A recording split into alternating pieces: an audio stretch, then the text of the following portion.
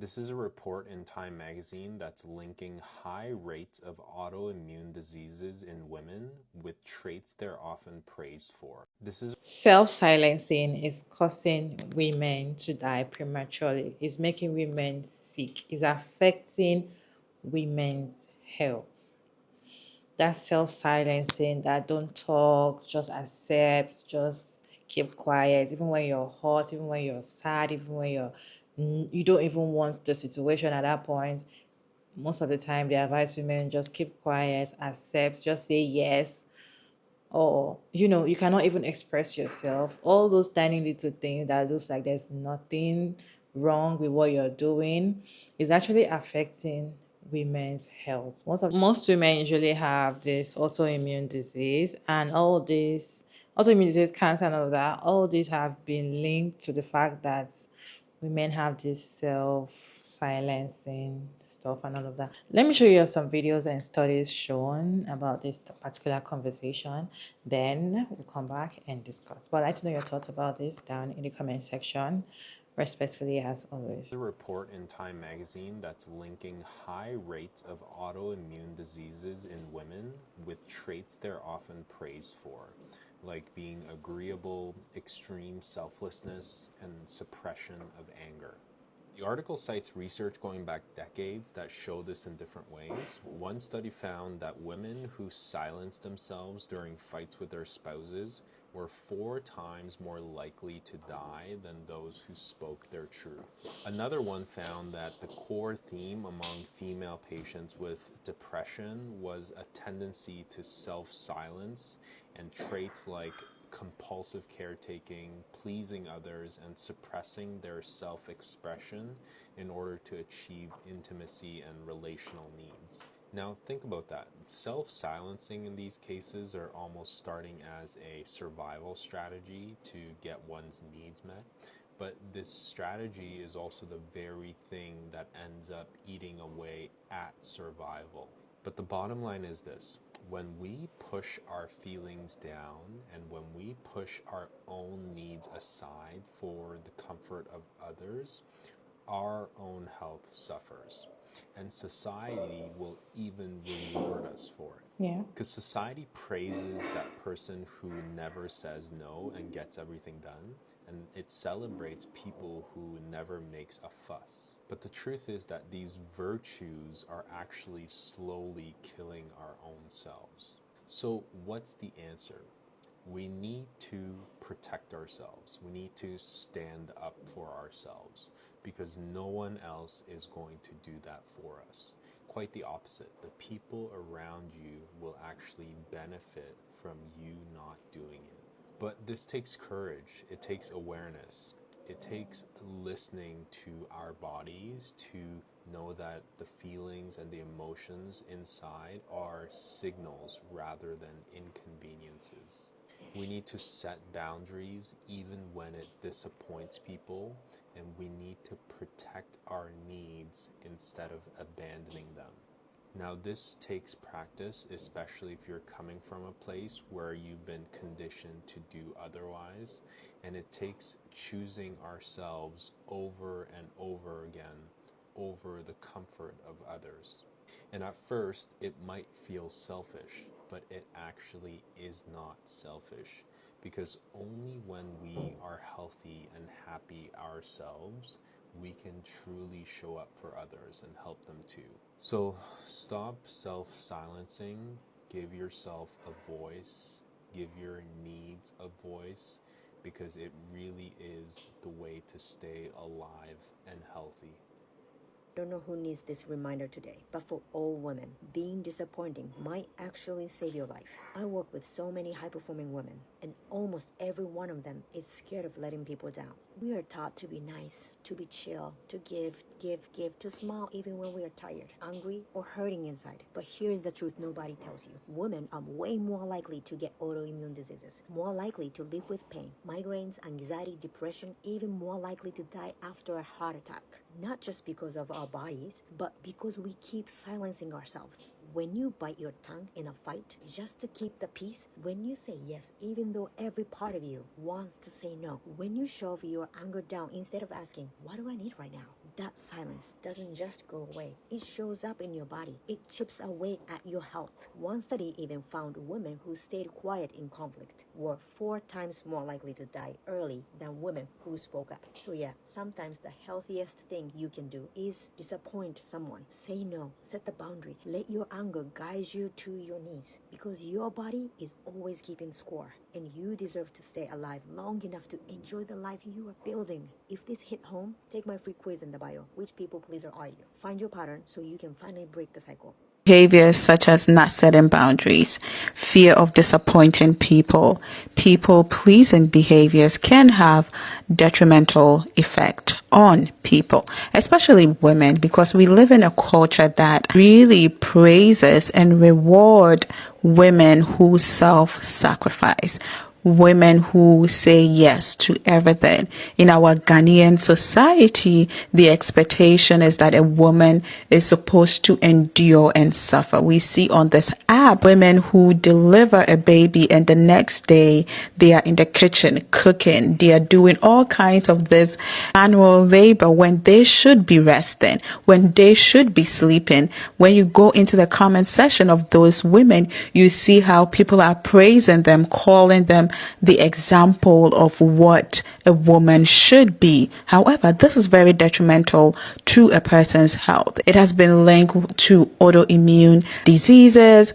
A study at the University of Pittsburgh found that women who rarely express anger had 70% greater likelihood of developing diseases related to their heart. So this is not only about mental health, this is also about physical health. And as somebody who look at things through the ecological perspective, this shows how the environment, how the culture that a person lives in has an impact on their health, their mental health, for better or for worse.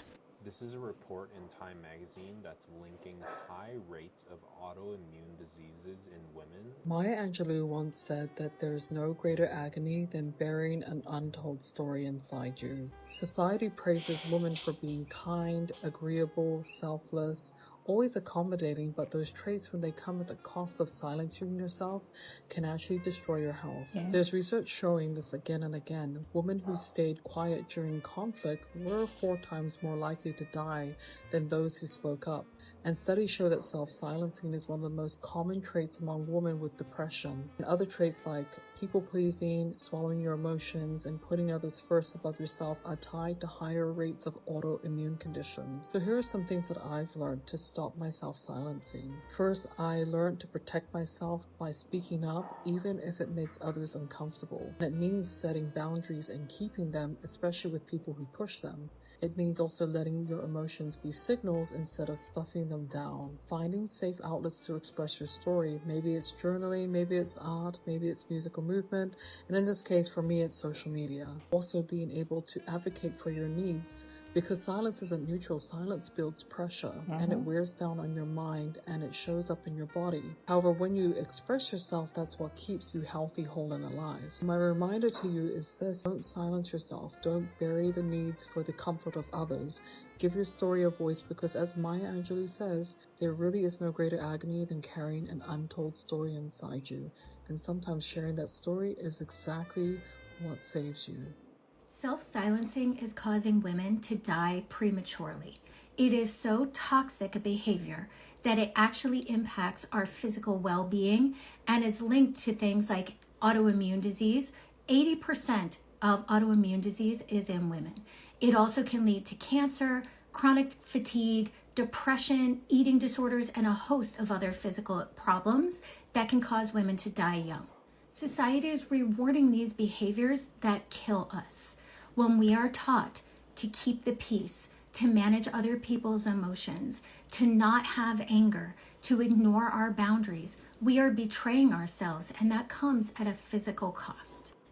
I was raised and taught that a good girl does these things, that a good girl needs nothing, feels nothing, accommodates everybody else. And that's what I was rewarded for growing up. And now I'm unlearning some of these behaviors, and I feel better. I feel physically better. I feel happier. It's never too late to take care of yourself. It's never too late to make these changes. Some of the things that have been really helpful for me, first and foremost, is to not suppress emotions that are viewed as undesirable. So if I get frustrated or I get angry, instead of trying to suppress that or redirect it, I get curious about it. So what do I need right now? Why am I feeling angry? Has something been violated? And really just leaning into these feelings and asking myself questions, but not pushing them away. Another thing that's been really helpful for me is learning what my boundaries are and then enforcing them. And sometimes a boundary is just as simple as saying no without offering more explanation. When you offer more explanation for your no, you're trying to justify it to the other person. Sometimes no can just be enough. And it's empowering when you start doing this. So there are small steps you can take. Please, if you've been on this journey, tell me in the comments what's been helpful for you, because I'm always looking for tips also. And please follow me if you want to learn more about how we can undo some of this programming and take care of ourselves. Why is it that self-silencing makes women sick? Well, a lot of times it happens when we're in a relationship, when we're trying to just make things be nice to keep the relationship going. And what happens is we run everything that we say or do through the filter of what we think our significant other is. I mean, it could even be your mother, but usually more typically it's your boyfriend or your husband. That means you're always on, like looking over your shoulder on high alert. Well, what would he think? And then if the boyfriend or whatever is very critical or is angry or depressed, that's just one more element to add in there. And so then you're always filtering everything you say or do through the prism of what you think that person wants you to say or do. And it means that you're always on a high alert. It's like, what's he going to think? Have you ever been at a party and a woman like furtively looks to see where her husband is before she says something to you? That's self-silencing right there. So what that means is you're constantly on high alert. Now our bodies are still pretty primitive, and high alert to our bodies means like we're looking for that saber-toothed tiger that's going to come after us. Well, we're not in danger from a saber-toothed tiger usually, but that our body thinks it is. So it pulls resources from different parts of our system and puts them into being on high alert, like paying attention to, what you hear, what people say, what you're seeing, who's around you. And it's fine if that happens, while you're sprinting through the forest trying to escape the saber-toothed tiger. But if it happens day in and day out, because that's the nature of your relationship, it means you're constantly bathed in cortisol. It means that all sorts of really key resources are being taken away from your really magnificent immune system that's really good at tackling and destroying any rogue cells that pop up, which they do every day. Case in point, when I was in my late 20s, early 30s, I had this massive tumor pop up in my neck, and I had a surgeon removed it. It was very dense, which usually can mean it could be cancer. It wasn't. It was totally benign. Well, everything in my life was working at that point. My boyfriend loved me. He was a doll. He was very solicitous. I had a huge friend group. I had a globe-trotting job. I was taking care of myself pretty much, maybe partying too much and, not getting enough sleep. But I ran every day, ate all my vegetables, and I felt loved. And that tumor did not have a chance. Fast forward 20 years. I'm in a very unhappy marriage. My husband is extremely critical. And I'm like that total self-silencing woman thinking I can save my relationship if I just do things the way I think he wants them done. Well, first of all, that's a really unhealthy way to run a relationship. And it's really bad for you. Guess what happened to me? I get another tumor in my neck, but this time it's not benign. It's stage 4 cancer. And I get 4 to 6 months to live. Well, I'm still here, obviously. So it was not the death sentence that I thought it was. Studies show that young women are doing this, not baby boomers like me who were like taught at their mother's knee to just do what their father or husband or whatever said. And even though we rebelled against it, we still internalized it. And it's still happening. So just like be aware, take care of yourself and speak up, baby. And if you're in that kind of relationship, recognize it. First of all, just start saying how you feel. And certainly, just like pretending, it's fake. It doesn't work. That's it. The thing is, women are always told to stay silent, accept anything that comes to you, especially when it comes to relationship or family or anything. Mostly relationship. And they're always told to just keep quiet, take everything in, do not speak up, just let it go, or just ignore and all of that. All these things are actually affecting our health, like it's affecting women's health so much, and we don't even know. And the thing is that these things are not even something that is immediately you start seeing the effects. It's later on you start, linking one or two together, then you realize all these things started when you started taking in so many things you're not supposed to take in. So all this advice for women, especially when it comes to marriage advice, you see some people telling women that you have to just keep quiet, just ignore that your man is doing this, just accept, just, don't complain, don't get angry too much, don't show that you're stressed, even stressed as well. All these things, they're trying to make it look like it's a good thing for women. And they'll be like, oh, she's a very humble woman. She doesn't give me stress. She doesn't nag. She always obeys. She's submissive and all of that. So all these things, well, she's a strong woman. Just like one of the creators was saying that once a woman puts to bed, she's going to the kitchen to cook and all of that. And that's what they do, right? They always want to test how strong you are and try to see, okay, let's see how strong you can be after you put to bed and all of that. And some women like to show that, oh yeah, I'm strong, oh yeah, I'm healthy and all of that. It doesn't matter. It just shows who you are. But all these things you don't even know that is affecting you health wise. In as much as we try to keep those things into our mind and just ignore and act like it's not affecting you, deep down is actually affecting you. In fact, you see some women, in fact, I've seen a lot of videos, you guys. Also, women come to talk about how they've been battling with serious illness while they were in a relationship with a particular man. Immediately they left that man, they don't feel that sickness anymore.